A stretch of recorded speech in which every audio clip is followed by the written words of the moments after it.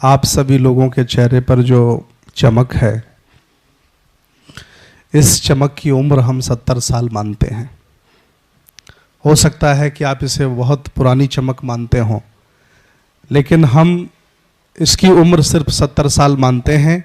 वो 70 साल है जब से हम लोगों को भारत का संविधान मिला है।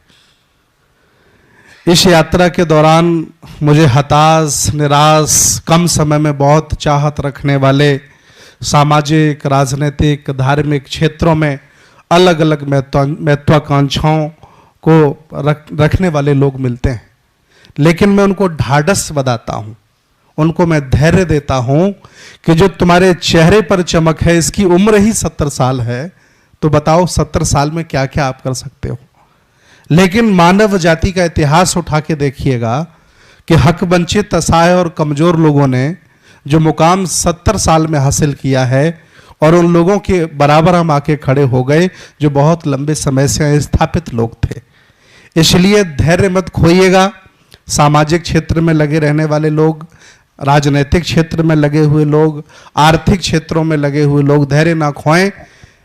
अब हम धीरे धीरे हुए थे इस लायक कि हम समझ पाएंगे कि सत्ता क्या है, धर्म क्या है, विरासत क्या है, दर्शन क्या है। अभी तक तो हम रोटी कपड़ा मकान में ही लगे रहे। इसलिए धैर्य ना खोएं, ज्यादा व्याकुल ना हो, एक दूसरे को बुरा भला ना कहें, एक दूसरे का सम्मान करते रहें। ये ज्यादा अच्छा होगा आपके लिए और आने वाली आपकी नस्लों के लिए।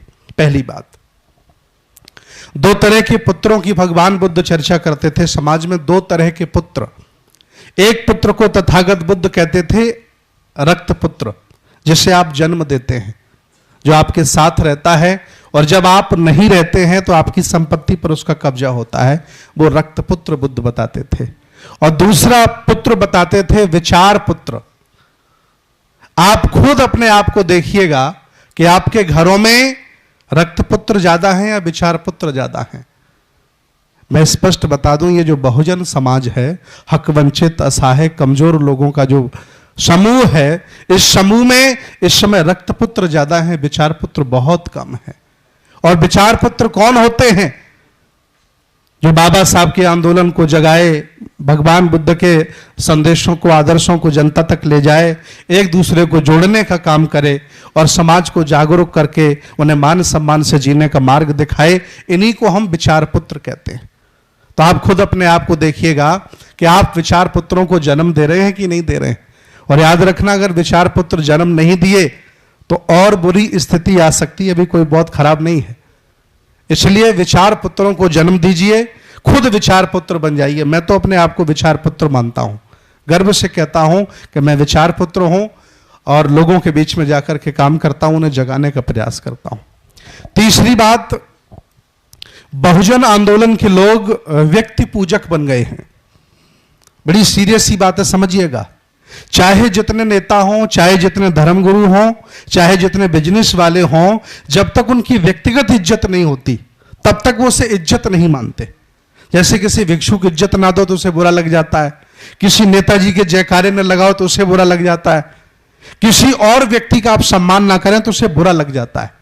लेकिन जब तक आप व्यक्ति पूजक बने रहेंगे तब तक उद्धार नहीं होने वाला है आपका। आपको विचारधारा पूजक बनना पड़ेगा। उस विचारधारा में हजारों लोग पैदा होंगे जो आपके लिए काम करेंगे, लेकिन चूंकि आप व्यक्ति पूजा में लगे हैं और व्यक्ति पूजा के माध्यम से आप स्थिति को आगे तक ले जा रहे हैं, इसलिए मेरी अपील है आप लोगों से कि व्यक्ति पूजा, व्यक्ति की उम्र 100 साल है और विचारधारा की उम्र हजारों लाखों साल होती है। इसलिए आप लोग विचारधारा से जुड़े रहिए, विचारधारा पर चलने वाले लोगों का सम्मान करते रहिए। व्यक्ति 60 साल बाद तो मर जाता है ना। हम लोग सब व्यक्ति पूजक हो गए हैं। राजनीति में व्यक्ति पूजा हो रही है, धर्म में व्यक्ति पूजा होने लगी, समाज में व्यक्ति पूजा होने लगी। विचारधारा की चिंता ही छोड़ दी हमने, और सारे नेता भी अपनी पूजा कराने में लगे हुए। क्यों भाई? इसलिए विचारधारा की पूजा करिए जो बुद्ध ने हमें समझाया है। बहुत बहुत मंगल कामनाएं। अगला चक्र राउंड आएगा, फिर कुछ ना कुछ रखूंगा अपनी बात। धन्यवाद।